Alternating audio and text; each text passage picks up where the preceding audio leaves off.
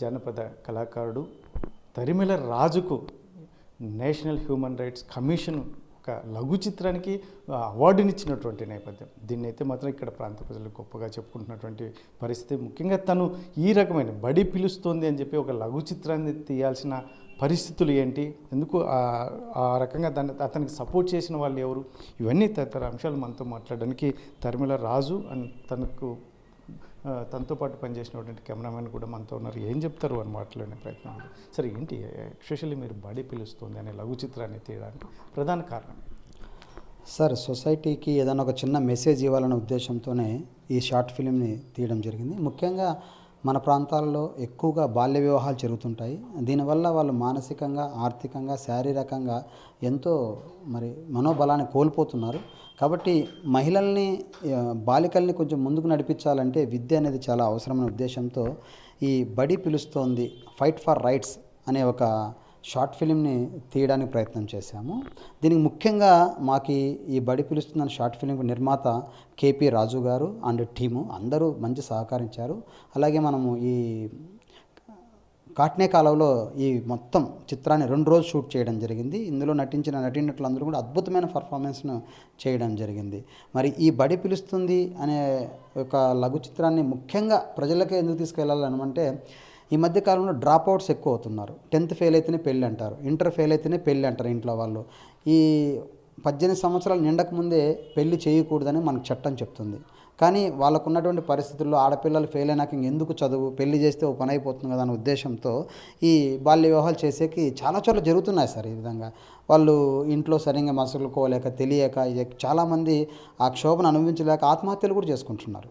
ముఖ్యంగా మనకి స్త్రీ సంపద అనేది చాలా అవసరం సొసైటీకి. వాళ్ళు శక్తి స్వరూపంలో, వాళ్ళని కాపాడుకోవాల్సిన బాధ్యత ఒక కళాకారుడిగా నాకు కూడా ఉంది అని ఈ మహిళలకు సంబంధించి అనేకమైన పాటలు కూడా రాయడం జరిగింది. నేను దాదాపుగా 2003 నుంచి ఇప్పటి వరకు కూడా జానపద కళాకారుడు కొనసాగుతూ స్క్రిప్ట్ రైటర్గా, లిరిక్ రైటర్గా, అలాగే షార్ట్ ఫిల్మ్ డైరెక్టర్గా కొనసాగుతున్నాను. మనం ఈ బడి పిలుస్తుంది దానికి వెళ్తే ఈ సబ్జెక్ట్ చెప్పిన వెంటనే కేపీ రాజు గారు అండ్ టీం వాళ్ళు కూడా చాలా బాగుంది, ఇది చేద్దాము అని వాళ్ళందరూ రావడము, వెంటనే స్క్రిప్ట్ రెడీ కావడము, మన కాట్నే కాలంలో షూట్ చేయడం జరిగింది. తర్వాత మనం తీసుకున్న తర్వాత ఏం చేస్తే బాగుంటుంది, దీన్ని ప్రజల్లోకి కూడా తీసుకెళ్ళాలి కదా అన్న ఉద్దేశంతో మేము దీన్ని ఏం చేసామంటే, ఫస్ట్ టైము మన ఆంధ్ర సరిహద్దులో జరుగుతున్నటువంటి ఈ షార్ట్ ఫిలిం ఫెస్టివల్కి పంపిస్తే అక్కడ భారీగా జనాలను ఆకట్టుకొని 8 అవార్డ్స్ని సొంతం చేసుకోవడం జరిగింది. ఇందులో మెయిన్ రోల్ చేసినటువంటి కేపీ రాజు గారికి ఉత్తమ విలన్ అవార్డు రావడం జరిగింది. అలాగే అమ్మాయికి ఉత్తమ బాలనటి అవార్డు రావడం జరిగింది. దీంట్లో భర్త క్యారెక్టర్ చేసినటువంటి, పెళ్ళికొడుకు క్యారెక్టర్ చేసినటువంటి వ్యక్తికి కూడా సుధాకర్ గారికి కూడా ఉత్తమ హాస్యనటుడు అవార్డు రావడం జరిగింది. అలాగే స్క్రిప్ట్ రైటర్ గాను, డైరెక్టర్ గాను ఇలా దాదాపు 8 అవార్డ్స్ని సొంతం చేసుకుంది. దాని తర్వాత దాన్ని మేము కలెక్టర్ గారి దృష్టికి తీసుకెళ్ళాం, ఐసీడీఎస్ వారి దృష్టికి తీసుకెళ్ళాం. వాళ్ళు చూసి చాలా బాగుందన్నారు. మేము ఇంకా గర్వంగా చెప్పుకునే విషయం ఏంటంటే, ఐసీడీఎస్ ఆఫీస్లో కూడా కౌన్సిలింగ్లో ఈ వీడియోని వాడుతున్నారు. వాళ్ళ సాక్ష్యాలతో పాటు మాకు కొన్ని వీడియోస్ కూడా పంపించారు, చూడండి మీ వీడియో చూస్తామని. అలాగే మన వినూత్న మేడం గారు ఏర్పాటు చేసినటువంటి ఒక కార్యక్రమం, వీరవాహిని అని ఒక చక్కని కార్యక్రమం చేశారు. దాదాపుగా అంటే 50,000 మంది స్టూడెంట్స్ని కలుసుకోవాలి, అలాగే 100 ఇన్స్టిట్యూట్లో ఒక కార్యక్రమం వచ్చింది. అందులో భాగంగా కూడా మా షార్ట్ ఫిల్మ్ చాలా స్కూల్స్లో ప్రదర్శించడం జరిగింది. అలాగే చాలామంది కూడా మా ఊళ్ళల్లో వచ్చి ఇది ప్రదర్శించండి, చాలా మంచి సబ్జెక్ట్ కదా అని మమ్మల్ని బాగా ప్రోత్సహించారు. ఈ క్రమంలో మన ఎన్హెచ్ఆర్సీ వాళ్ళు, నేషనల్ హ్యూమన్ రైట్స్ కమిషన్ వాళ్ళు కూడా ఒక పోస్ట్ రిలీజ్ చేసినారు.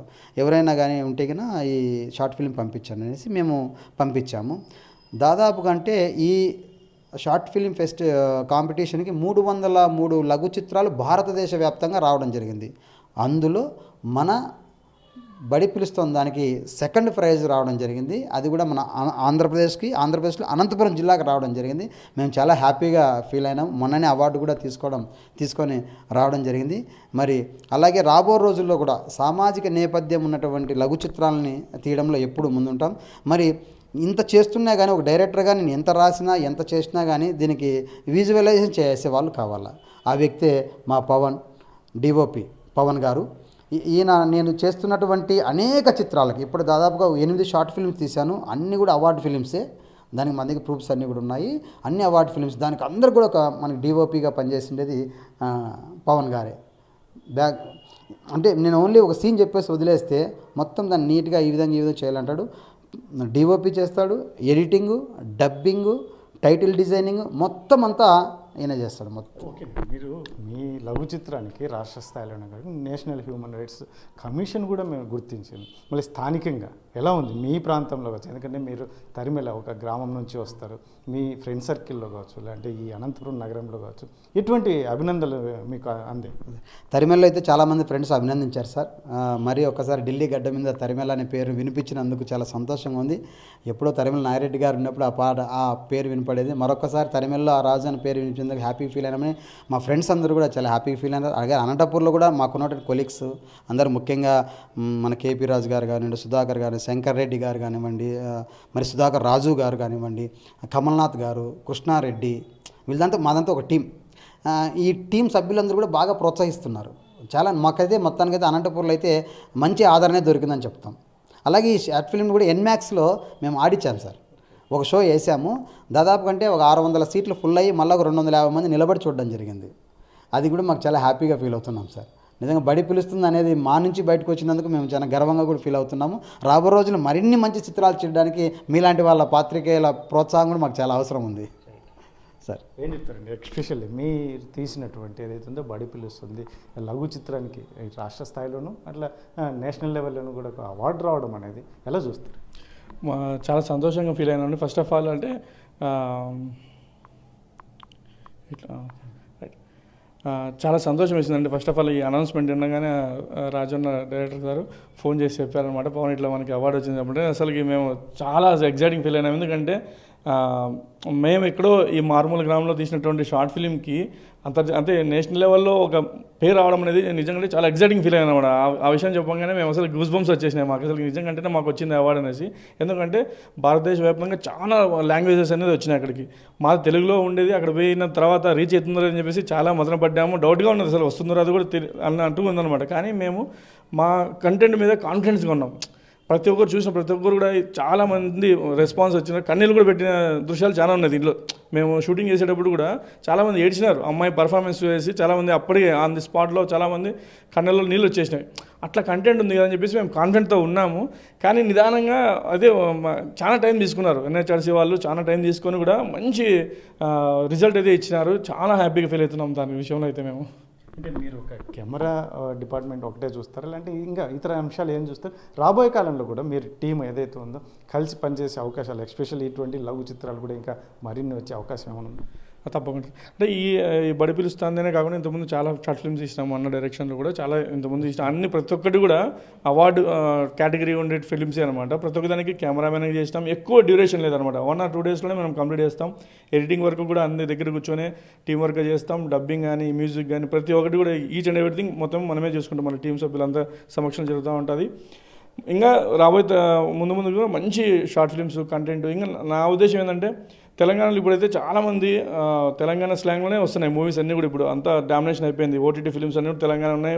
ఎక్కడ చూసిన సాంగ్స్ కూడా ఫోక్ సాంగ్స్ కూడా తెలంగాణ ఉన్నాయి.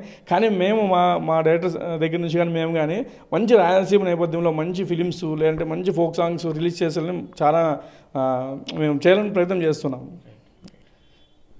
మొత్తం మీదైతే మాత్రం అనంతపురం జిల్లా తరిమిలకు చెందినటువంటి రాజు ఈ పెద్ద ఏదైతే ఉందో ఈ విజయం సాధించాడు అని చెప్పేసి ఈ ప్రాంతవాసులు కూడా చెప్తున్నారు. ముఖ్యంగా ఒక లఘు చిత్రానికి నేషనల్ హ్యూమన్ రైట్స్ కమిషన్ గుర్తించడం, అందులో ఢిల్లీకి పిలిచి వారి సన్మానం చేసి అవార్డు ఇవ్వడం అనేది చాలా గొప్ప విషయం అని చెప్పి ఒక విషయం. అందులోనూ ముఖ్యంగా ఏదైతే ఉందో ఇక్కడి ప్రాంత పరిస్థితులు బడి పిలుస్తుంది, అమ్మాయిల్ని చిన్న వయసులోనే పెళ్ళిళ్ళు చేసి పంపించడం లాంటి వారి పరిస్థితులు, వారి ఆర్థిక పరిస్థితులు కావచ్చు, కుటుంబ నేపథ్యం కావచ్చు, ఇటువంటివన్నీ వాళ్ళు ఎదుర్కోలేక కొన్ని సమస్యలను ఇతివృత్తంగా తీసుకొని చాలా లఘు చిత్రాలు తీసినప్పటికీ వీటిలో రాష్ట్ర స్థాయిలోనే కాకుండా నేషనల్ హ్యూమన్ రైట్స్ కమిషన్ కూడా గుర్తించడం చాలా గొప్ప విషయం అని చెప్పేసి రాజు అని టీం చెప్తున్నటువంటి రాబోయే కాలంలో కూడా ఇటువంటి లఘు చిత్రాలు చేయడానికి మేము ఎన్నడూ సిద్ధంగానే ఉంటాం. అందులో ఎస్పెషల్లీ అవేర్నెస్ తీసుకొచ్చేందుకు మేము సిద్ధంగా ఉంటామని చెప్పి చెప్తున్నటువంటి నేపథ్యం.